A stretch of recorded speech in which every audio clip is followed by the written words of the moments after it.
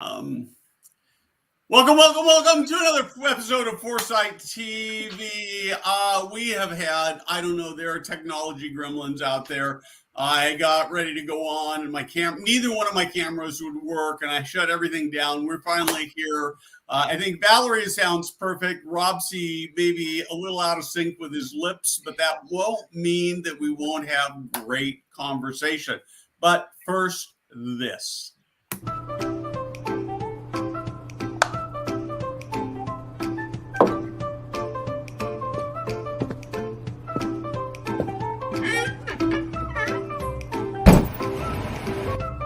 Hey guys, Steve Moran here.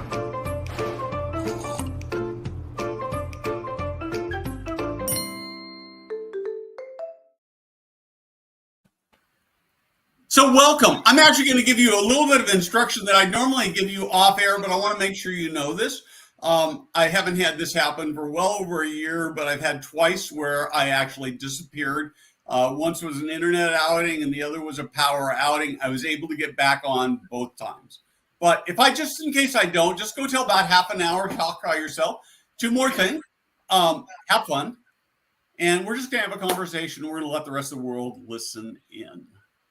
So, Rob, we've known each other for a long time. You're one of my heroes. You're one of the good guys in the industry because you guys are making a difference. Valerie, I'm not sure we've ever actually met before. But I don't think we have either. So I'm delighted to have you. So, Rob, let's start by talking about who you are and what you do. Great to be with you, Steve. I'm Rob Liebreich. I serve as CEO and president of Goodwin Living. And Goodwin Living is an organization that serves over 2,000 older adults in Northern Virginia. And we also serve a number of people across the nation through our brain health program, Stronger Memory.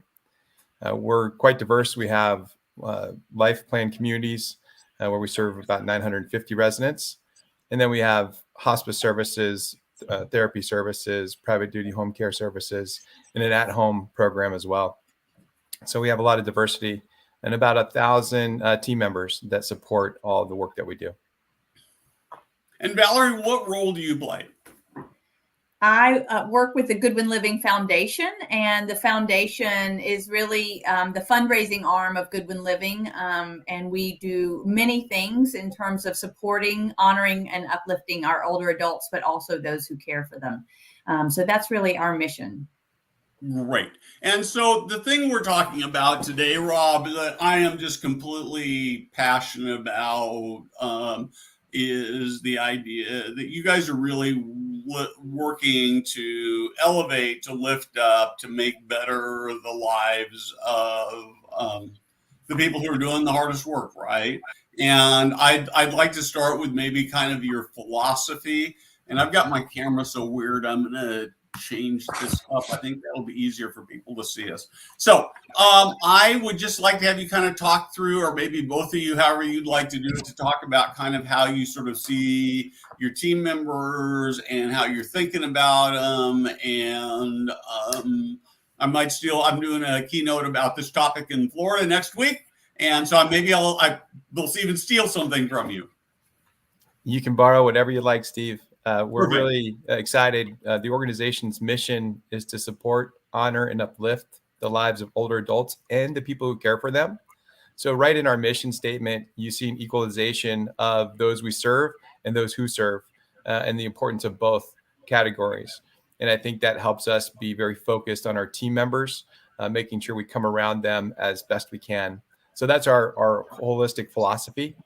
And as a recognition of that, gosh, in July of 2019, for example, we were paying our certified nursing assistants $13.75 an hour.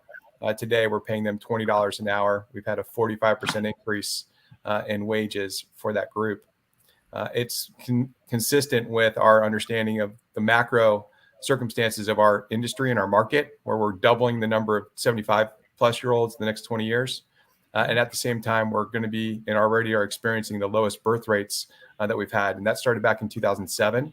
And so really we're coming into the hard times. If our field thinks that now is the hard time, over the next 10 years, we're going to really start seeing a challenge in recruiting and retaining talent.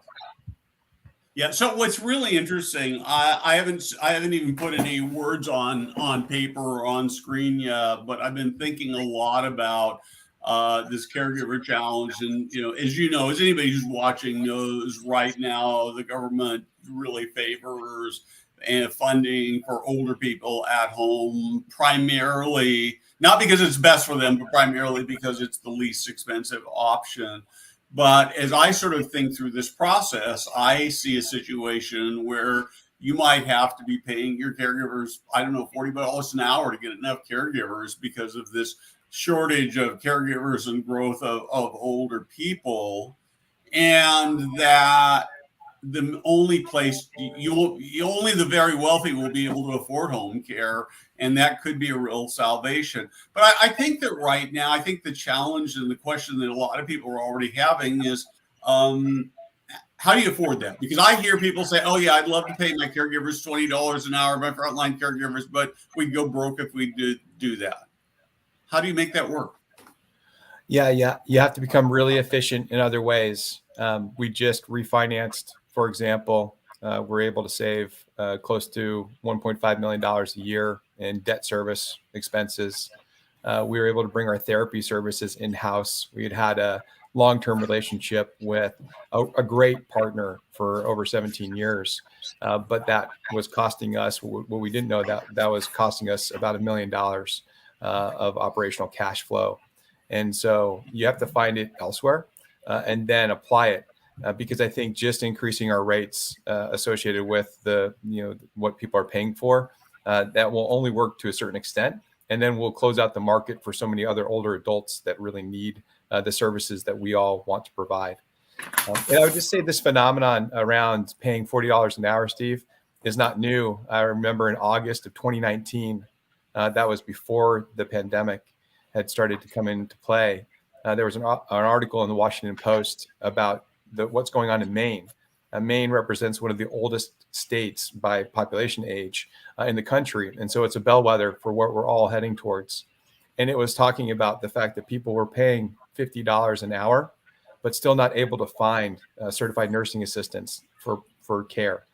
And we had that circumstance with one of our colleagues whose parents moved out of the state because they were not confident that they could find care when they needed it. So these trends were already in place before COVID, and certainly have been heightened with COVID. So one of the questions I have, I have this theory. I'm trying to figure out how to ask this right, maybe so. But I have this theory that if we pay more for frontline workers, caregivers, servers, and those kinds of things, they'll actually be more productive than people were paying for at the bottom. But I think there's this sort of philosophy that whether you're paying them $13 an hour, $20 an hour, their ability to, the $20 person doesn't really have the capacity to work any better than the 13. Do you have any thoughts on that, or any experience on that? Yeah, well, and I think Valerie can give some very specific stories about why pay is a part of the equation, but really coming around the whole person is critical. In specifics for the pay structure, I would say that as we get closer and closer to a competitive wage or a living wage where people don't have to work two jobs, then you get the betterment of that person for the time that they're with us, and they're not as tired, they're not as pressed. They don't have as much stress going on in their lives. And so you're getting a better quality experience from those individuals. And then you can actually build in, if you need to, you can build in some hours of overtime. But building in 8 hours of overtime is better than trying to find someone wholly again if they're as efficient and effective in getting their job done. Well, and if you're already making $20 an hour, building in another 8 hours of overtime becomes fairly significant money for that person. So I really like that. So Valerie, tell us some stories. Well, I will begin by just saying, we're going to, I think, get into our citizenship. But I think our ability to have as many tools in our toolkit to help recruit and hold on to the very best we can is really important. And, any way that we can support our team members, that's what we're looking to do. So in terms of the citizenship, this, in terms of recruiting someone, I just learned something yesterday from a team member who just started 2 weeks ago. She knew about Goodwin Living. She has been in the job 2 weeks now. And she said, when I knew a lot about Goodwin Living. I couldn't wait to, apply for the job. But what I didn't know when I went on the website was that citizenship was a benefit. And she said, I'm not even eligible for U.S. citizenship. She's from Romania for another year. She has to live in the U.S. for a certain period, for 5 years at least. And she said, but what that told me about the culture of the organization is that it really valued culture, and culture for me is a big deal. And if I'm going to, spend all of my time at work, my family is back in Romania. Work is a place where I want to have that sense of belonging. And I think more and more that sense of belonging is what we need to be able to provide. That's going to help anyone who works there, bring their whole self. And, people talk about the economic value of trust. There's an economic value to sense of belonging.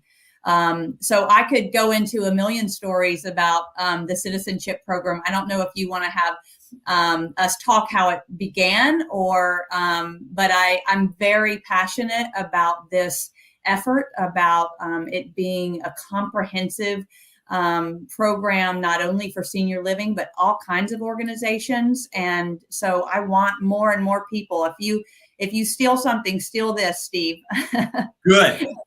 So I'm going to dig deep into the citizenship in just a second, but I want to ask one more question. And I'm really trying to do this to tee up as to why this is so important. How are your recruiting efforts looking? Yeah, they're robust and ongoing. So just in the last few quarters, we've been recruiting, having over 700 candidates come to us every month. We hire every month? Yes. We hire 5% of those individuals, because you can have people come, but you need to be able to find the best of the best.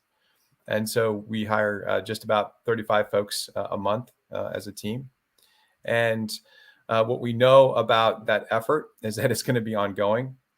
We also have checked more recently on our teams, and as Valerie indicated, we hire a lot of people who are not currently U.S. citizens, and so about 25% of our team is not currently a U.S. citizen. And so it becomes really important to showcase ourselves as a organization who is very intentional about welcoming all people. And that has been critical to a lot of our recruiting efforts and retention efforts. Yeah, so I have to tell you, there are people watching this right now who are who would kill for 700 applicants a month like that. That is spectacular. And it really fits sort of my personal philosophy. What I talk about in this keynote is the idea that you can't fix the industry, but you can make your community, your organization, the one place where the first stop, if somebody's going to work in senior living, if somebody's going to be a caregiver, they want to come to work for you first, and then they'll go someplace else if they can't get to work for you. And it means that you get better people. So this is phenomenal. Okay, so let's dig deep into the citizenship thing. First off, how many people have you helped gain citizenship since you started this? Yeah, so I think it's actually important to hear the nuance of how it started, which was with a resident of ours, which her name is Rita Siebenhaller, a wonderful woman who by background is a social worker. And our residents get really connected, as in most cases with a lot of communities, to our team members. But there seems to be a real sense of family. And Rita was watching what was going on with a number of our team members and noticed that a number were not U.S. citizens, and they would love to become U.S. citizens. But there is a fee, a $725 fee, that is in the way of many people, an application process. And so she asked the question, could the organization pay for that?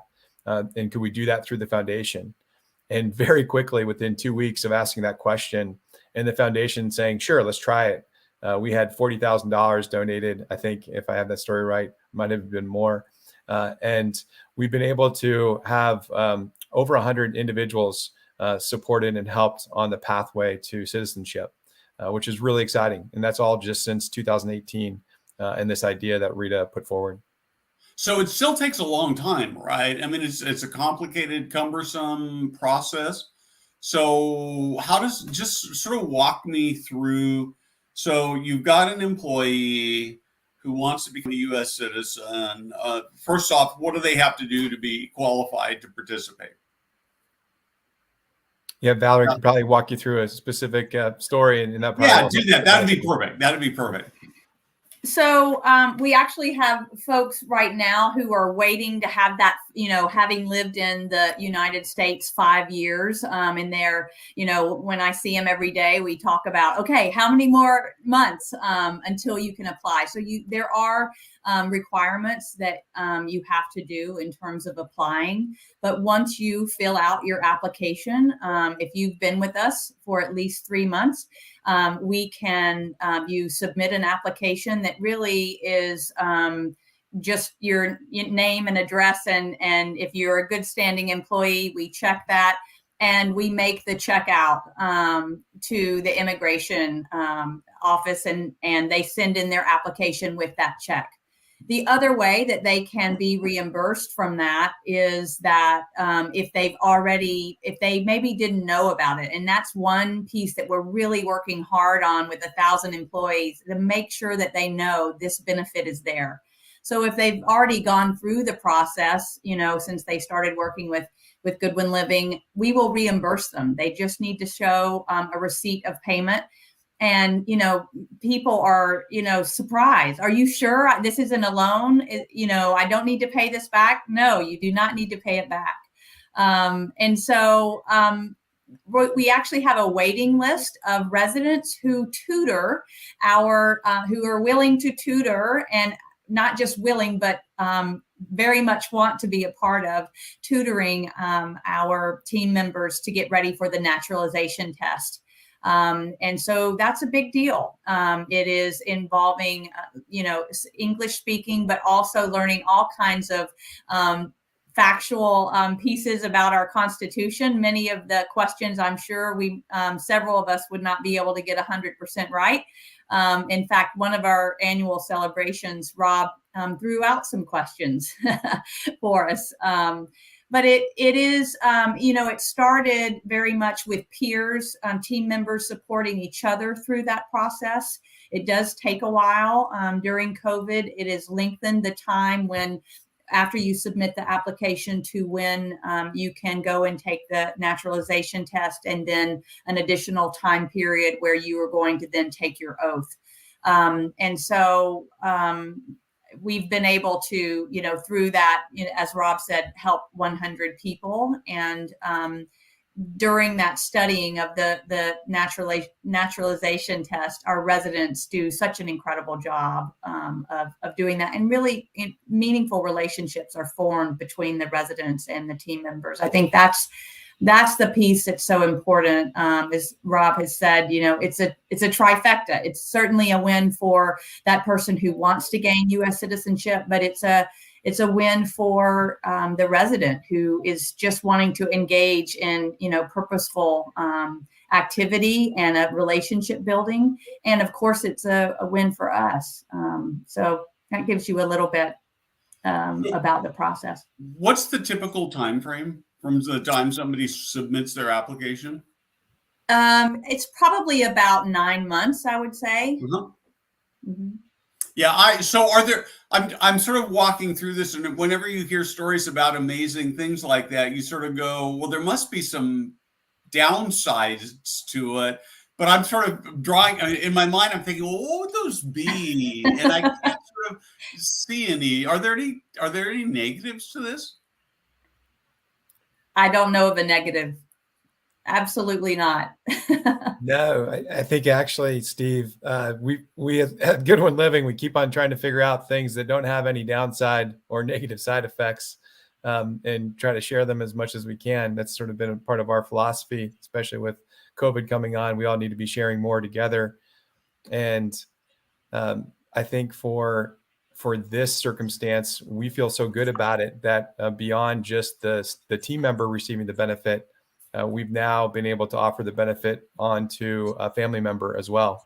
So not just covering a team member, but really welcoming in the whole family. And I think that shows, as an organization, that culture element that Valerie talked about, and how committed we are to the livelihood of those that serve with us, not just to a paycheck. So one of the things that I can hear clicking through people's mind as they're watching this is, yeah, easy for you guys to do. You're a not-for-profit. Thoughts? Yeah, I would say, and Valerie probably has equal, I've worked for some of the best for-profit entities in the country, be it Brightview Senior Living on the Mid-Atlantic East Coast or Aegis Living on the West Coast. Both organizations had a very strong philosophy of team member first, employee first approach, really looking at those individuals as the key to success. So I'd say there are those organizations that are aware of the importance of team members, which I think is everyone right now. This is a great and an important and pretty low cost way to showcase how critically engaged you want to be in the lives of those that serve your organization, whether you're a for-profit or not for profit. And I think Valerie could speak to the enthusiasm, and has spoken already to the enthusiasm of the residents. Oftentimes, they are the ones who can provide resources to pay for this program above and beyond operating, budgets. Yeah, I to me that's the thing that one of the things I heard a lot of operators talk about as COVID hit and things really had to close down in terms of bringing in outside resources was the sort of level of amazement of skills that residents had that they could bring to rethink the life enrichment program. Also, I would say the same thing was true with team members as well. And I think that one of the big challenges that many senior living organizations face is, how do you actually create meaningful life experiences, purposeful life experiences? And as I'm old enough to qualify to live in senior living today, but one of the things that would make me nervous was when I look at most of the life enrichment activities, they would not be who I am. And so, but tutoring somebody to become a citizen would be, man, that would be like my cocaine, right? That would just get me going like crazy. So that's really good. And I think, Steve, you might be involved in a myriad of ways, right? You might be training a volunteer, your peer, to train someone else. You might be planning the annual citizenship celebration.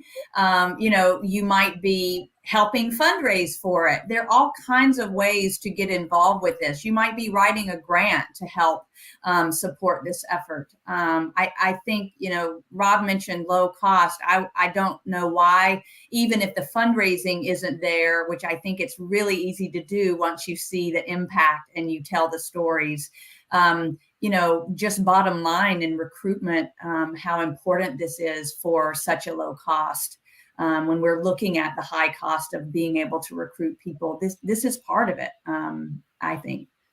Yeah, I mean, I just look at this and I'm thinking, man, somebody who's an immigrant and wants to become a citizen, and they're likely surrounded with other people who are just like them, right? And they're going to go, oh man, let me tell you what my boss, my company did for me. And so I would suspect that a lot of your recruiting is word of mouth rather than having to do sort of the more traditional advertising kinds of things. There is one person. Go ahead. There's one person who was featured in the Washington Post recently when we were featured as a top workplace. I just had to throw that out. But he is one of, he's a dear colleague, and he is from Ghana. And the first time I met him when we were talking about citizenship, I asked him why it was important for him to come to America. And he said, and like most, he said, education. Where I live, there is one computer for 400 students. One computer for 400 students. And so here I can come, I can study. Goodwin Living helps pay for his tuition assistance. He had his first job in dining services. He's been promoted 3 times, is doing maintenance and technician work. He has 2 siblings who also have worked with Goodwin Living. And he tells everyone he wants to retire at Goodwin Living, and tells all kinds of, other people to join us. And so, he's a wonderful recruiter. Yeah, that is so cool. Tell me about your annual celebration.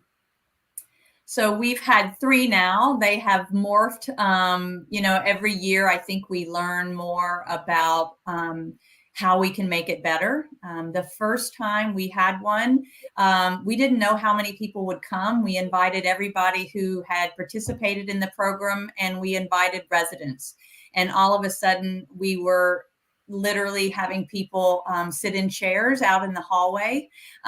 We wish we had had Kleenex. We heard stories of one person coming from Yemen and talking about coming here for education, but not being able to see her mother for many years, and just what a difference it has made in her life to become a U.S. citizen. And she just talked just very movingly about what it has meant to her and to her family. So we're not just helping those in who are team members, but their families and all the people around them.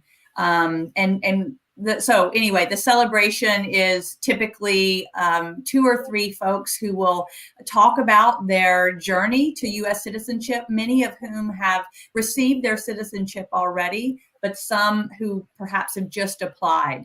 And they talk about their journey to the U.S., perhaps what their journey has been at the organization. And they very much want to thank the donors in their own way for this program. And so it's typically done in a panel format. Last year we had a panel and we asked questions. Rob this past year talked about the importance of the program. And so it's a wonderful way to show donors the impact of the program, but also to encourage other donors because they are so moved by hearing the stories. And I would just add to that, Steve, Rita, the instigator of this great idea, she always starts off by saying, all of us have been immigrants. We're all on an immigrant journey. And what was really powerful, and some people worry about, well, my residents really get, supportive of this or behind this kind of program. We had a resident come in with his own documentation of his family, immigrating to the United States years and years ago, and how proud he was to share that he was an immigrant, part of the immigrant journey too, even though it went back to, I think, 1700 and something. I mean, it was early stuff, or 1800. And so pretty amazing to see the stories, sort of pull through, and the excitement that residents get to connect their journey to the journey of this new person in front of them trying to become a U.S. citizen. Yeah, I mean, she's right? Unless we're Native American, we're all immigrants from someplace. And what a powerful connection. So we've only got a couple minutes left, but one of the things I would really like to do is to have you just talk about what else you're doing. We've talked about really 2 significant things, probably the most significant things you're doing to take care of your team members with the citizenship program and the higher wages. But what else are you doing? And maybe we can even dip a little bit. I'm sort of always dangerous when I ask a question that I haven't prepped for, but we're going to try it anyway. What are you doing for sort of higher up middle managers and department heads and those kinds of things to help them grow and keep them excited about what you're doing and what they're doing? Yeah, thanks, Steve, for the question. Our foundation and the partnership with our foundation is really a key to supporting our team members through challenging times. So in addition to the resources provided for citizenship, there's also resources provided for emergency circumstances, whether it's someone who's facing eviction or, some other major life issue. The foundation's really been able to come around our team members and keep them whole. And we did, I think, about $500,000 worth of grants during the COVID time to pay people because we were asking folks not to have second jobs at the beginning of COVID so that we wouldn't have COVID spread. And we knew that it was a big financial hardship for many folks. So our residents and those donors to the foundation have been tremendously generous and supportive. As it relates to our management side, we are really focused, and my predecessor, Kathy Anderson, was great at this. She really wanted to make sure we were a learning organization and continue to educate future generations. And so today, actually, if you came into our organization, you'd find 8 interns from colleges all over the country and high school students who are getting a feel for who we are. But in addition to that, we have an emerging leaders program for our management team. There are about a little over 80 individuals that are identified as our senior leadership team. And we really want to continue to grow those individuals and give them the tools and capacity to serve in broader ways. So identifying those individuals, getting them enrolled in a structural program has been really important for us internally. Great. So last question for you. What are you doing to grow your leadership skills? What are you reading, watching, thinking about, looking at? You want to answer that first, Valerie? I'll go second. I'll let you. I would love to go back to the last question and just add, I think also an advanced CNA ladder, being able to help the CNAs have additional training. And I think Rob has been wonderful about being very transparent in terms of our organizational chart and working on a career ladder so that if someone wants to move from one department to another, they can look at that career ladder and look at the objective skills. I believe we're working to match up team member mentors with others to learn more about each department. And I think that's really important. That just the interns that Rob was talking about the other day said, I had no idea how much growth happens. And I've been able to see that here. So I think that's really important. I certainly, in terms of leadership, like to stay involved with my peers so that I can see what they are doing. And because I'm new to this field, always learning and growing from others. So I'll say that. Cool. And it's funny, Steve, because Valerie is looking in at a lot of parts of our field today. And I want to keep looking out because I think some of the best ideas are not internal. And we've got to keep on pulling the best ideas and utilizing them in our field. So I'm listening to at least a book every week or two, just on different topics, business topics or otherwise, trying to stay as current as I can. I've done a lot of DEI listening over the last 2 years in particular, but just that creates a lot of awareness. And then talking with others. Just this week, I've learned that our HR hiring process, as good as we are, we can revamp them tomorrow and probably save another 30% of the timing that it takes to bring someone and onboard them. So that's a huge win for us, given how many people we hire. And so I keep on learning from others. And certainly you're one of those folks that is a sage guide, which is really helpful. Great. Any favorites or recommendation on books? Favorites on books? Yeah, if you have one, it's okay if you don't. I'm not, because I read and listen to a lot of stuff, but I'm not sure right now if you came to me and said, what have you read in the last 90 days that you really are in love with? And I'm not sure I'd have one, to tell you the truth. So sometimes I have several and sometimes I don't. Yeah, it's a great question. I actually just recommended, this is going to be crazy, but it's the Stephen Covey, going back to the 7 habits of people. Sometimes I think the books that we already read 20 years ago are more important because the nuggets there have to be lived every day. Finding out being able to express the why and figuring out what's important. Those are really, really critical, and questioning things along the way.